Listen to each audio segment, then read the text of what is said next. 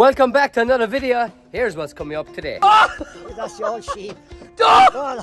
Turn the pressure down, you. Let him up, don't kill him. The heat will kill us. We're not able for it. It will suit the big event coming up in top of home. I'm back here now in Refurbishing Mela. We're back again. How's Welcome, the Glenn. Good to see you again. All these are 40-ton bins each. 40? 40, yeah. Oh, Lord God. They'll be at the upper end of what we're doing. What have you done, boys? To hell with you, Joe. I will not sound so simple. We ain't talk now about the Tapari. We're here at the Tapari. Glenn put me in, walked through it, and he fooled me. He shot it on, he squeezed me, he nearly squeezed the belly out of me. Look, I was light. What is hip? Did it improve your So, hip? I didn't improve my hip, no. So you're going today now. I am, my fuck. Squeeze off. He's a sheep now, he's like a sheep now. He's trying to work his way up through. Well, I know. Oh, Jesus, no, under my knee. He nearly walked, he's nearly injured already. Right, he's going through it. Ah! Oh, Jesus. Oh, man, He's there is. Turn the pressure down, that. Oh, God. Ah! That's the old sheep. Oh! Turn the pressure down, you. Let him up, don't kill him. Oh, Jesus Christ, they're actually Don't kill slapping him. for it.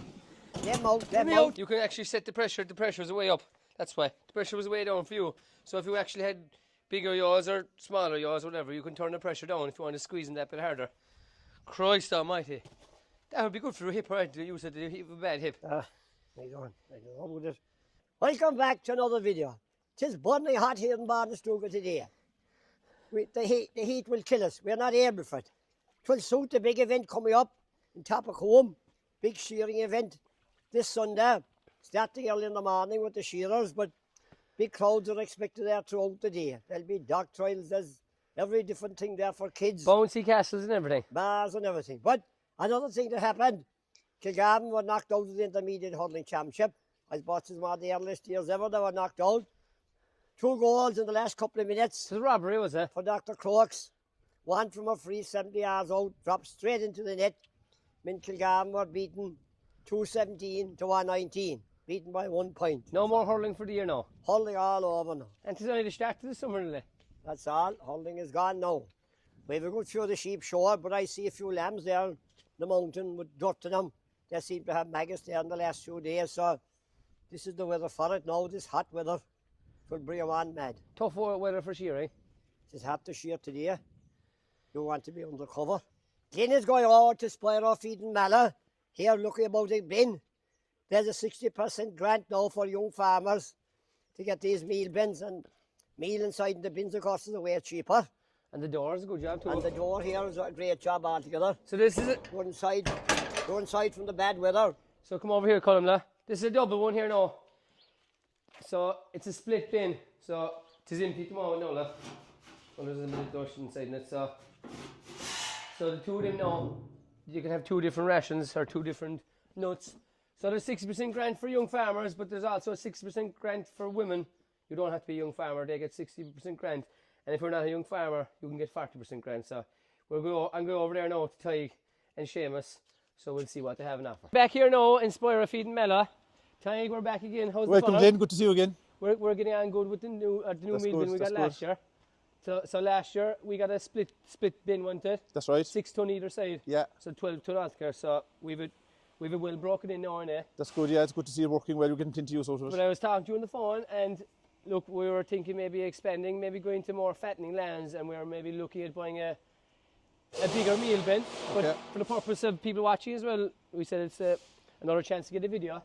But you've some you've huge bins here today, you know. Yeah, you picked a good day to call. These are 40-ton bins each. 40? 40, yeah. Oh, Lord God. They'll be at the upper end of what we're doing. They're for a good customer in the pig side of things for us. So they're up more the country. not many, like, even dairy farmers, big dairy farmers would have them, would they? Not really. The dairy kind of fellas are around the 30, maybe 33 or 4 ton. That's still And they're big still too. big, and they're thinking about full Arctic loads, whereas a lot of the pig guys, they're milling their own stuff and they want them for storage as well. Yeah. So this particular customer now, he has a lot of bins from us over the years, Okay. and these are 2 40 tons that are probably going out for fitting next week. There's a lot of making them. There's a lot of work in them, yeah. There's a lot of work in them. There's probably the bones of a week for each of them. You want a big enough old truck to carry them as well, like all the They same. go out with a crane on a truck, a high-ab.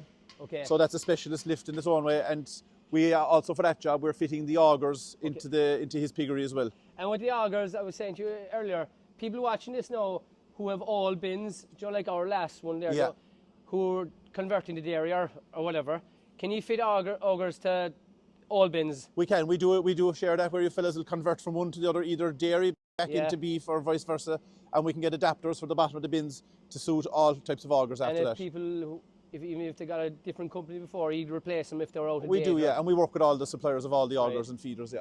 Right, they're the two big ones. What have we here? And first of all, what's this thing here? That's a dust collector. This is a 5-ton bin, so that's a dust collector. We're seeing an awful lot of demand for these this year, Right. particularly again around pig and poultry, guys, because of vermin control Yeah, and rats and EPA birds, and yeah. waste. That's right. What it does is when the bin is being filled, Yeah. the nuts are going in, and all the air that's inside the bin has to come out. So that comes You'd out see this when pipe. our bin is filled at home, all the dust will come out, yeah, That's it, around the yard. and the birds will be mad, going mad around the place, yeah. That's right. So the idea of this is that it collects the dust, and then every now and then you can come along and you'll see inside here where all your dust is gathering, Yeah, and just very simple, get a bucket or something underneath it, pull your slide, yeah. and all your dust comes back out. So You can feed that back to the animals, and they you eat, can they send eat it all back that into up them, again. but very hygienic and a very clean way of managing And your bin. with- There's a lot of advantages, especially in poultry where there's disease Right. control. They don't want other birds and vermin coming into the yard. Obviously, this is handy enough outside, but for bigger ones there now, You you could go a bit bigger, but lot typically bigger. that's kind of the standard size we'll go with. Right, what ton is this bin here? That's a 5-ton bin. Okay. This is the longer shooting this bin, so this is ideal for some guy now who wants to use this front loader, and if he's drawing the feed and put it into maybe a mixer or take So it come somewhere along with else, his front loader there. he'll put along underneath. And the idea is it comes out through the leg, so he's not going to be interfering with the bin. Whereas the shorter shoot bins, he won't get his bucket, the bucket Yeah. of front loader underneath it. Is it, who'd be your biggest customer for these smaller bins then? Would a lot of dairy farmers have them, or smaller dairy? I suppose sheep? a lot of sheep fellas, beef lads, the dairy guys are usually augering into a parlour. So when people get, say, a 5-ton bin like this, are they nearly thinking down the line, are they nearly better off getting a few more ton extra? Is it a big, massive expense? It's To not. get, It's not. They don't take huge jumps Yeah. in price, but I suppose there's a downside to having a bin that's too big. Yeah. Like you want to have a bin that you're using stuff regularly, that's not sitting there too Okay, long, yeah, yeah. and the stuff is moving all the time. If you have a bin that's too big, you have a lot of space inside it, and things like condensation and other little Okay, problems yeah. come from that. Like the bin we got cheap there nearly 20 years ago. In fairness, it was reused again in another farm, obviously, but Yeah. there was not a bit wrong with it, like, so That's you can good. get their fair longevity out of them. There is, they last a long time. It's we'll show you soon. We call it kind of a bit of a graveyard here that a lot of customers will want to trade in bins if they're Okay, upgrading, and yeah. we'll often trade back in the bin. Sometimes those bins are only suitable for scrap value. Other Yeah. times we can refurbish them. But it's very interesting to see. Like there's bins out there for a long time. They are, sure, like I said, ours, there wasn't, we have a neighbour there as well, it's definitely there 30 years. And My God, yeah. nothing wrong with it. No, at the shows we get a lot of visitors coming up and they be telling us how long their bins are there. Yeah. And we had great. someone there recently at the Charleville show, and they've been in their yard nearly 40 years. Aspire Feed been nearly 40 years, And she's still going away. still going. But we were only thinking we were going to do a bit of a promotion maybe, where we were going to ask customers or people out there with old feed bins Yeah, you to were take saying a that to me. photograph of it, tag Aspire Feed in the photograph. So what I might do is, this will be for the YouTube version of it, we might do one on our social media as well. So if you have a bin that's outdated, either comment there on YouTube or send a picture in to us on Instagram or whatever. And if your bin is outdated pretty much, you'll get a good enough discount, 20% off, is that you're saying? We'll give 20% off that bin and we'll announce it in the lead up to the ploughing. Yeah. And 'cause- just to see, because it never ceases to surprise us how many bins out there that are an awful long Yeah. time and still in use. So if you've all bin that's neither refurbished or need to exchange in or whatever, let us know in the comments and go on to our Instagram page or Facebook page and upload your photo. So there'll be plenty of old lads or whatever at home who'll say to their young lads, take a photo of our bin outside now, 'tis end of its days, and it's only a photo, so it'll only take 2 seconds. So if you're after, sure, it only takes 2 minutes to do it. That's right. You might judge that for us, Lynn, when will. the time comes. We will, and sure, what shows yet this year actually? We've done Charleville 2 weeks ago. We're very happy with it. We Yeah. have the Tullamore show coming up Yeah. in August. I'll be there as well, yeah. Then we have the ploughing in September. That's the big and one, yeah. the last one for us then is the dairy show in Mill Street in October. Oh, very So good, very we'll good. do the 4 main shows for agriculture this year. They'll be your biggest shows. They would, yeah. And yeah. like you were saying last year, people who go to the shows and buy there, there'll be a bit of a discount. On we the days we as always well. do a discount for the shows, and And I the bins you suppose- carry to the shows, do you sell them as well to customers on the day? oh, we would, yeah, They'd yeah, go yeah. a bit cheaper too, would they? There's a deal for those if we can deliver them straight from the show. That's what we try and do So a the very good price. on first them. come for them. That's they- right. That's right. If they come up to us, yeah, we'll Yeah. be very easy to deal with for that. This meal bin here now, what's this one? That's a 6-ton sheeted bin. So as you see, there's 2 double doors in this. That's like our doors at home now. Very similar. Very similar thing. This bin is actually going to a, we can't mention who it is, but it's a horse breeding operation. Okay. A stud farm. So this bin for them, again, it's enclosed, very hygienic, very biosecure. They've no fear of anybody tampering with their stuff. That's what I find best about having the doors, because my father, no, he's stone blind. Even when he's filling the bags and buckets, he'll spill the run place, but there's no chance of it getting wet or dirty. Just come along with a scoop it straight in. But even if we're getting bags there in the co-op and come here, we'd bring the bags, horse in 20 or 30 bags, close the door. There's no chance of any rats or birds coming in. So we find it very good that way as well. You did the right thing with yours, and you put concrete back in around the floor of it, which sealed it all up. That's the right way to do it. So yeah, like nothing can come in, like. That's right. Yeah, it's a sealed, very secure job. Because a lot of people, I suppose, watching this too, and I know a lot of farmers, they actually still blow in the feed into sheds, loose sheds. Yeah. And sure, you're only drawing rats and birds, but that's right. Yeah. The smaller farms are probably getting smaller, but the bigger farms are getting bigger. So they are definitely looking at getting bigger bins. But the dairy farmer, you were saying they big up to 20 and 30 ton easily. They would. I suppose the average would be kind of starting around maybe 10 or 12. Right. And then the bigger operators, the high users of feed, they'd be up around the 28 to 35 ton bins. A question for myself, and a lot of people will be interested in this too. So the next bin I'll probably be getting, I want to get a grant on. Oh yeah. So what do I have to get onto my farm advisor first of all to see what is it I can still get? I'm still under a young farmer, so I'll be getting the 60% grant. The older farmers, they can get 40, I think. 40%. They get 40, and female farmers and under 40s are 60% 60 grants. as well. And that scheme is very popular. The grants are available. The only real condition around the whole thing, and your advisor will help you with all that. Yeah. The bin has to be a coloured bin. So, as opposed to say the 40 tons are galvanised bins. So it has to be this one? It has to be the green or the grey type bins. Right. Yeah, okay, so we do both. That's the requirement of the grant. It has to be a coloured bin. So yeah, that's the same. And is there, what's the difference? I suppose from a corrosion point of view, ours are unique in that we're the only ones who have a plastic coated sheet. Okay. It's a galvanised sheet, but there's a plastic coating on top, and that's the coloured sheet. We prefer that over the other options because it's a lifetime job. You don't have to repaint them. It'll last a lot longer. It lasts a lot longer, and there's a very high corrosion rating on those bins. Super. So it is a premium product bin. So the first job I'll have to do is get on to the advisor, and then obviously do whatever the paperwork. But like 60% is a massive amount off the price. It's a huge amount, yeah, absolutely. I know it takes a bit of time.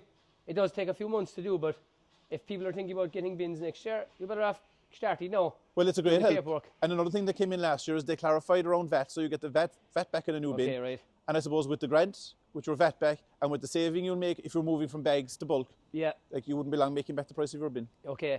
Another thing too, I suppose people will be asking, they have an old bin at home, said that is still not bad, but if they want to get a bigger bin, what's the story with ye? Do you kind of give them so much off a bin if you're going to refurbish it? We would, we would. We trade in bins, so it's the same as any trade in for the machinery or equipment. That's right. Yeah. They'll often send us photographs, or we'll go out and do an inspection or a visit, and we'll survey the bin.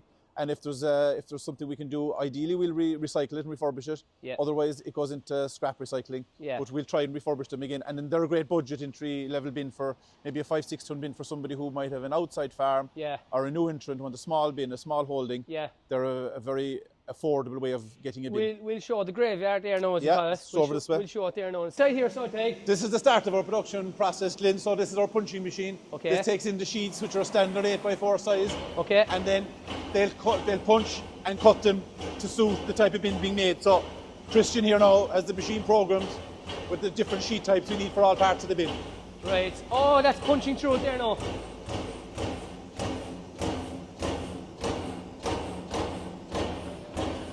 It's like a knife through butter.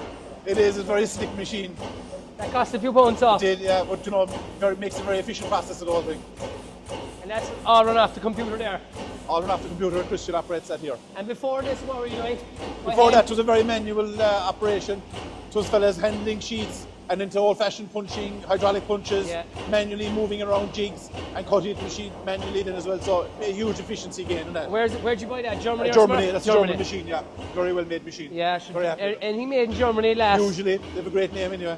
So he was small. Is that a 5 or 6 ton? This is a 6 ton now that's ready to go as well.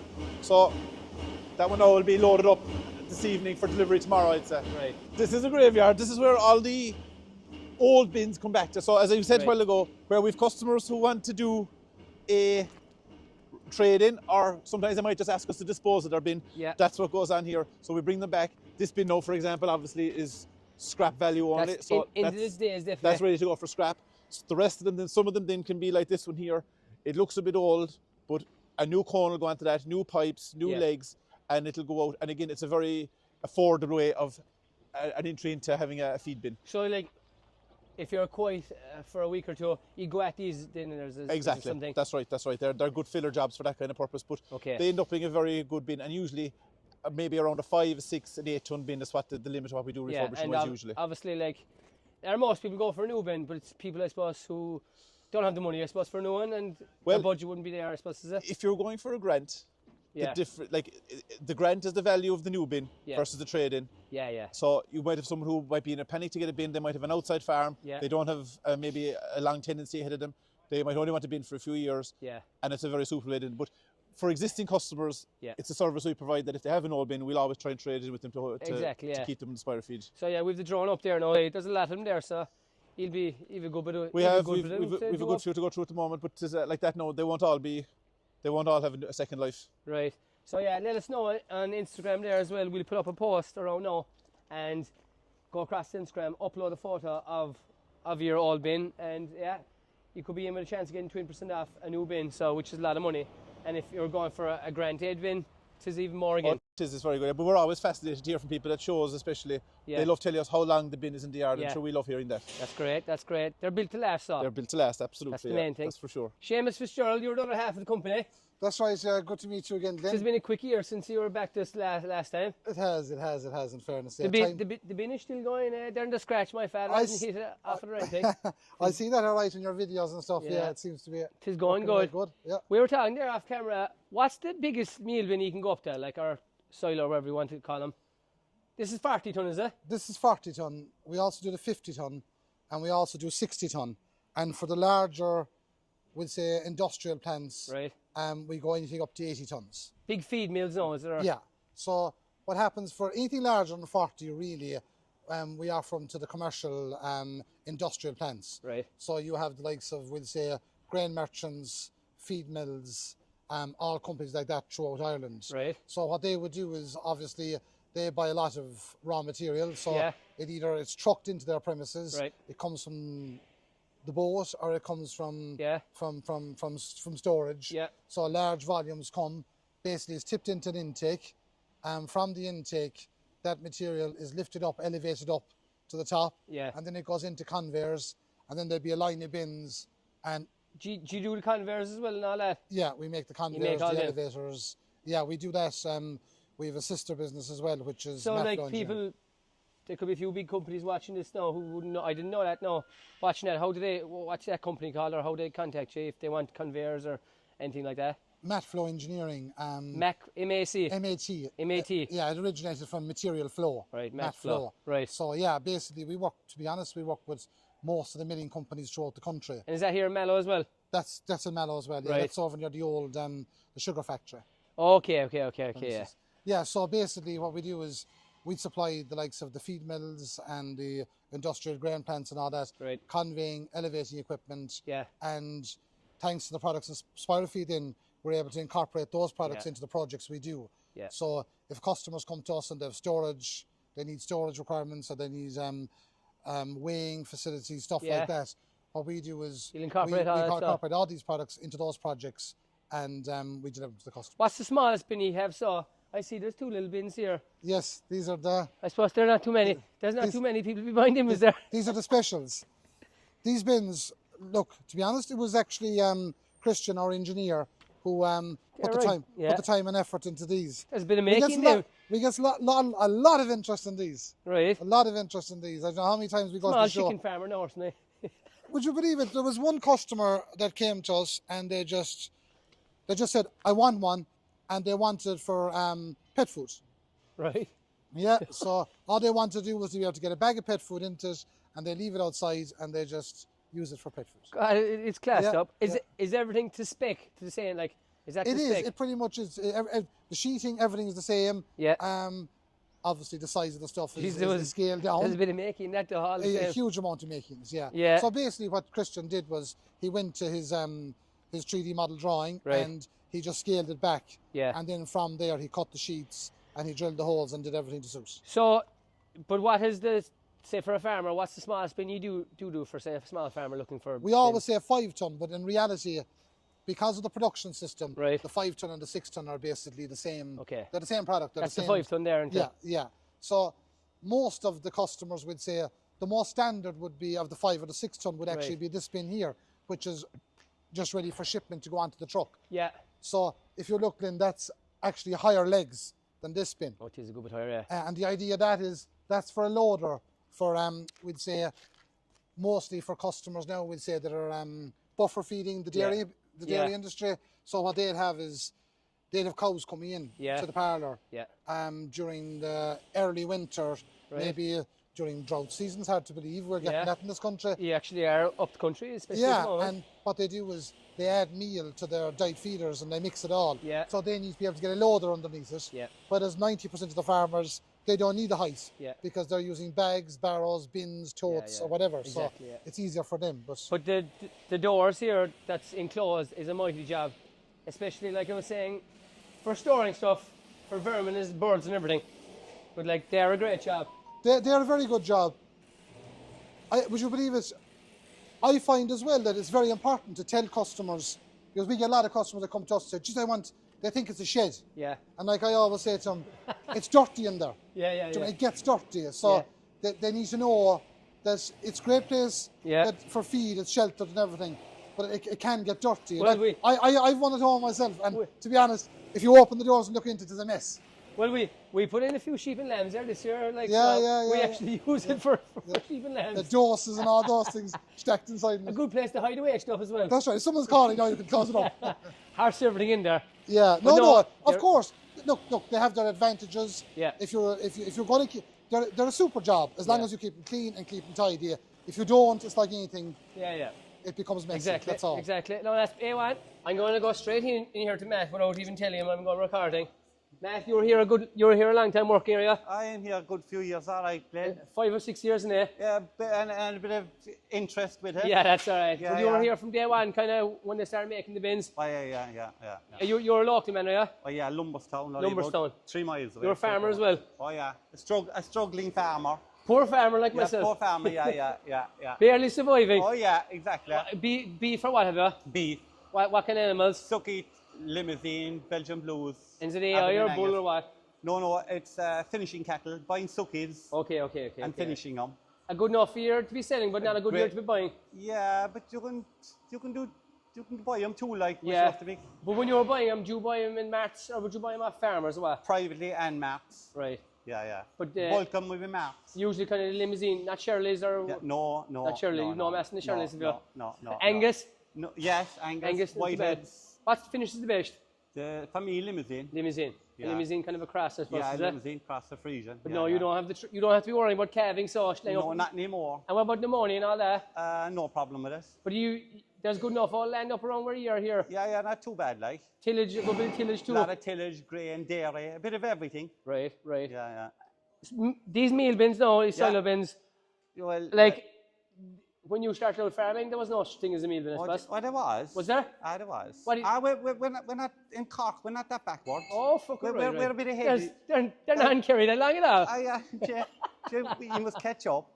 No, like when I started first, like the 14 ton for the dairy farmer was the big one, and now they're gone from 20 to 30.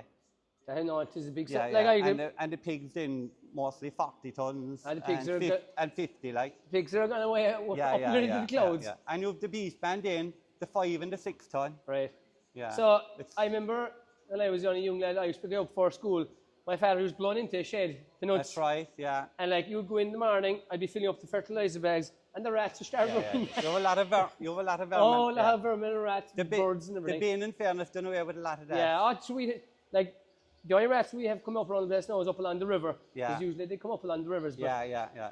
If you have plenty of bait out, that would keep them fairness, the bins done away with it all. They did, 100%. Yeah. Like we only get very little bags now.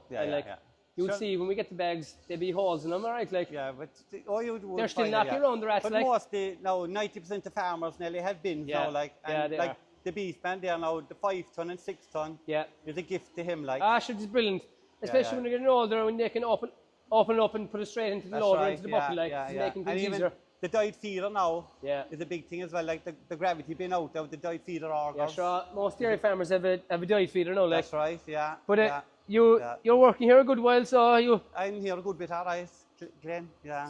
Was it always in Mallow? You were based here. Oh, Mallow, yeah. Mallow based.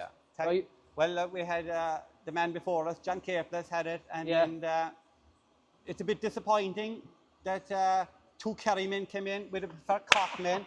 But look, well, you're surrounded by Kerrymen here now. In fairness, like, they're very decent fellas to work for. Sure, Kerrymen are decent. We're all a little family here between us all. Like. Isn't the cute Kerry horse, is a cute Cork horse. I wanted to say that, the cute Kerry horse, but I didn't like to say it. Yeah. I know, we're well used to that. Yeah.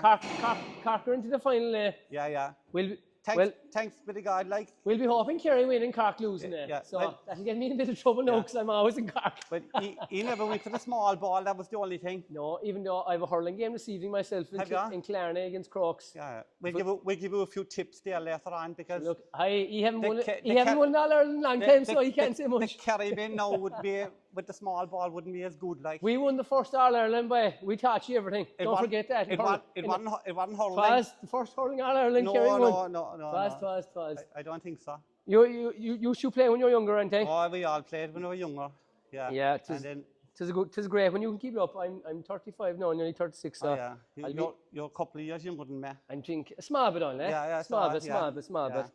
But no, so that's the story, eh? That's everything here, so from Square Feet Mella. Like we said in the video, go across our Instagram page or Facebook, send us in photo or tag the page or whatever. Follow Spoiler Feed on all platforms to give me the chance to get a good discount off a new meal bin. So that's it for here. We'll see you for the next one. Have we any more stories for us? Oh, you can. I think you one in olden times, way back, I'd say around 1970 or that where, I used to be training for running in the field there outside the house, big long field, be half mile around. So there were neighbours of mine, the late Jeremiah Lynch and his brother Dennis. Dennis is over in America, Hale and a half there. But anyway, when Dennis was young, he had asthma very bad, and he wasn't supposed to be out in the wet. So this evening, I was going training, and it was raining, and it was coming up towards, it was nearly dark. So the 2 brothers, Dennis and Jeremiah, came down anyway. They joined me running, and so when their mother realised that Dennis was gone out, and he's not supposed to be out in the wet with the asthma, she came down with a big long stick. So I passed her, and she said, "Did you see Dennis anywhere?" I was running away. I said, "No, I didn't see him at all." So the next thing, Jeremiah passed her, and she said to Jeremiah, "Did you see Dennis?" "No." So after a bit, Dennis arrived. And she never seen Dennis in togs in her life. And she didn't know him at all. And she said, "Did you see Dennis?" "No," he said, and he kept going. And when he was gone down around the turn of the field, he got his clothes and he ran for home as fast as he could. And when his mother went up home, sure Dennis was above inside, and he said he wasn't there at all. Was she stone blind or what? How did she not recognise him? But she didn't. It was getting kind of dark, and he wasn't togged out to say. Was he any good to run, eh? Well, he was middling enough, handy enough. And but he got out of the asthma anyway, and he's a famous man all over in America. He'll be coming home again soon. I stayed with him over in America. That's right, you stayed with him. Dennis Lynch, he was a character. Near the coast. He was one of the most famous men in a pub tour around there, close enough to New York. So, hello Dennis Lynch, hope all is well over in America. He'll be coming home now soon. What have you done, boys? To hell with you, Joe.